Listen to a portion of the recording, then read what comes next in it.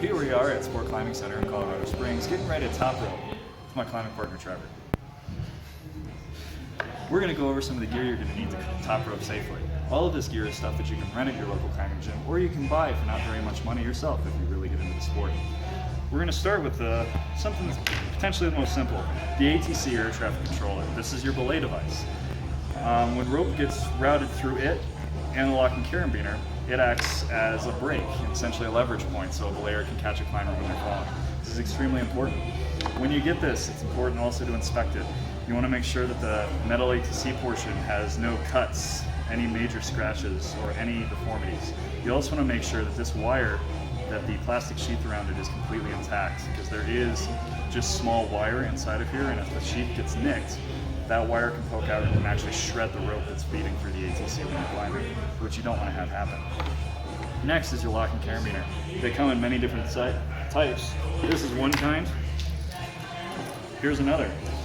Looks just like this, but this one has a wedding ring on it. This needs to be climbing grade. Anything you buy at a climbing store, anything that the climbing gym rents you will be designed to hold the weight involved with top roping. It's very important to make sure that this, again, has no cracks or deformities. It's not bent in any way. And you want to make sure the locker works, so that when you tighten the locker right here, it cannot open.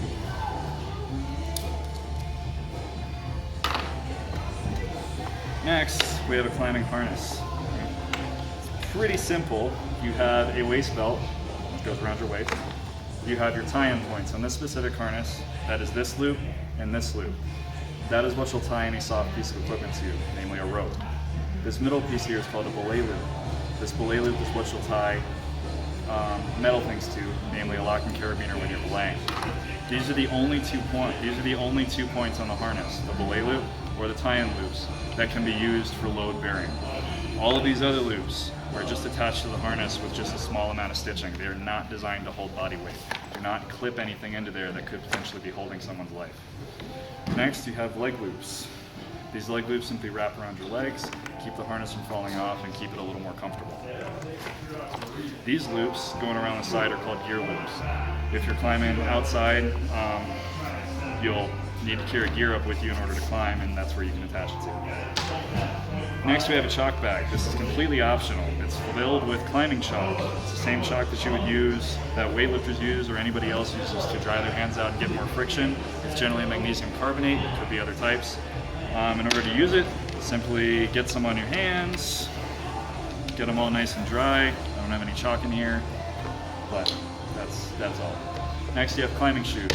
Climbing shoes are designed for climbing. They work better than any other type of shoe for climbing, imagine that.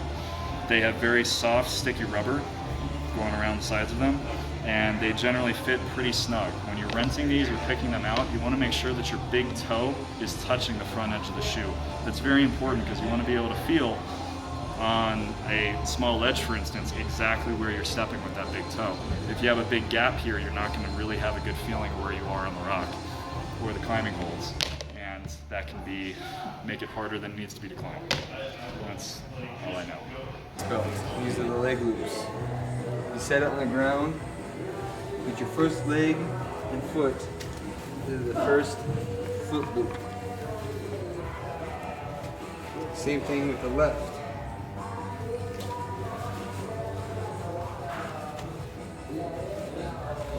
Pull it all the way to your waist. Make sure no tangles are in your straps.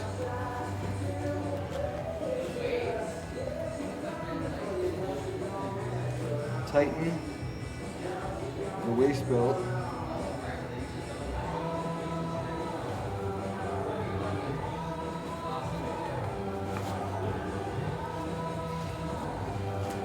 And tighten your leg loops. All right, so you put your climbing harness on, you've made sure that everything's tightened and double backed if necessary. The next job that you and your climbing partner need to figure out is which route you are going to climb in the gym. First thing you want to do is find a top rope wall. All right, you'll be able to identify these walls because there'll be ropes hanging from the top of them to top rope width. An example of a lead climbing wall would be one over here. You notice how there are no ropes hanging from the top of it. You should not try to top rope it. So, You've selected the top rope wall. Next, you need to select your route. In this specific gym, climbing routes are differentiated by color. So for instance, this red route is designed for you to climb from here all the way up to the top using just the red holds on the wall. Routes are also distinguished by difficulty level, using the number 5 dot something. The higher this second number is, the harder the route technically is. So this 5-6 is going to be far easier than this blue 5-10.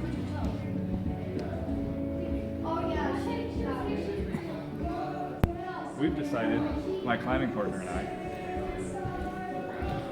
to climb this red 5-6 route as our first warm-up route of the day. Me being the climber, I'm going to take a hold of the rope that is closest to the wall as it runs from the anchor. This is the end of the rope I'm going to tie into. To tie in, I'm going to use a figure 8 follow-through knot. I'm going to start out by taking the end of the rope in my dominant hand, and about 3 to 4 feet away, I'm going to create a bite in the rope with my other hand. A bite is simply a bend in the rope. It looks exactly like this. While holding that bite in my hand and the end of my dominant hand, I'm going to wrap clockwise if I'm right-handed, counterclockwise if I'm left-handed. After I wrap around once, place the end of the rope straight through away from me through the bite in the rope. The result is a figure 8 knot. It should look like that, similar to an 8. You're going to take the loose end of the rope and place it through the tie-in points on your harness. For my specific harness, that's this tie-in point up into this one. Just like that.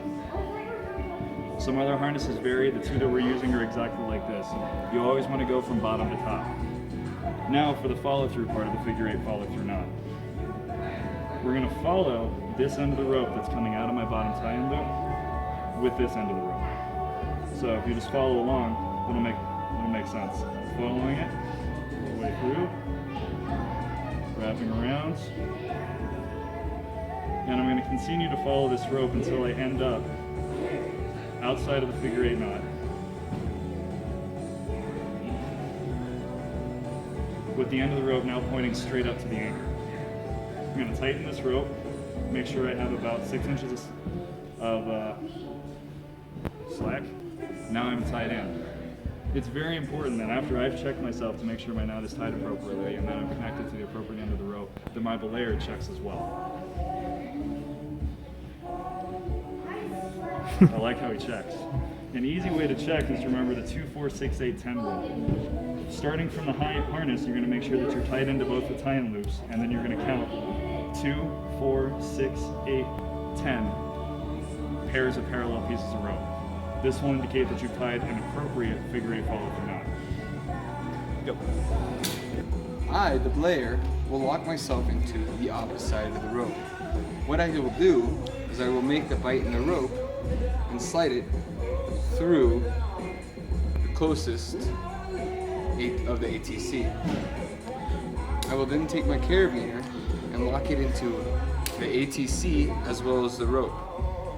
I then will take my carabiner and lock it into the mid-strap of my harness. Once it is tight, I will lock it into place. This will make sure it doesn't come undone while the climber is climbing. I will then proceed to take all the slack out of the line.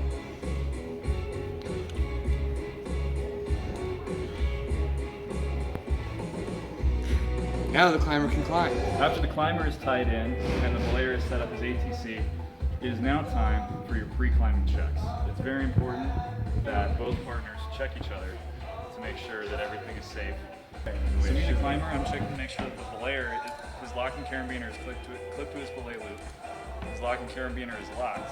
I'm making sure that the rope going up to the anchor is coming through the top of his ATC, wrapped around his locking carabiner, and coming out the brake side of his ATC, and that his brake hand is on that end of the rope. I'm also checking yet again to make sure his locking carabiner is locked. I, the belayer, am going to check his figure 8 knot by checking all the ropes, doing the 2, 6, 8 rope. He also has to tie the rope off again on the rope so that that slack in that rope is not loose. While climbing, verbal communication between the belayer and the climber is extremely important. A formalized exchange before climbing sounds a lot like this. The climber asking, "On belay?" Belay is on. The climber then informs the belayer that he is going to begin climbing. Climbing. Climb on.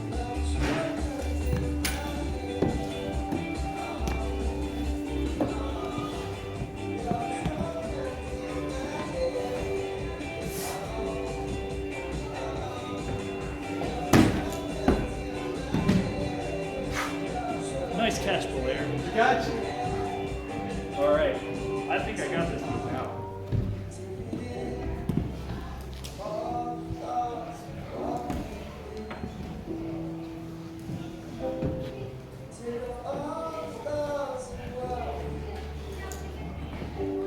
Once the climber has reached the top, he will voice down to me to let me know when he is falling or coming down.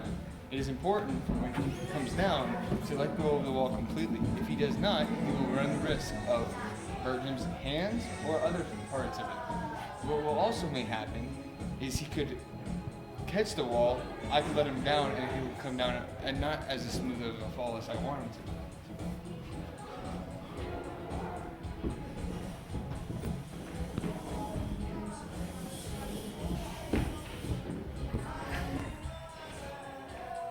Well, that concludes our day of climbing. We learned all about the gear we need to carry and about how to climb up the wall. Make sure that your partner doesn't die when you're climbing, and we were successful. As you can see, we're both still here.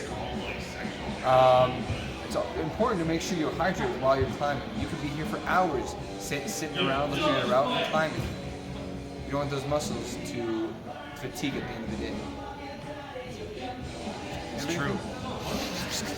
It's also important to keep your calories up. So, as Trevor mentioned, you can be here for hours, and especially if the AC is not kicking on, it can get pretty hot. So take care of yourself, take care of your climber as you're belaying, and have fun. Make new friends. Make sure you have plenty of pockets so you can put those treats and calories in your pockets.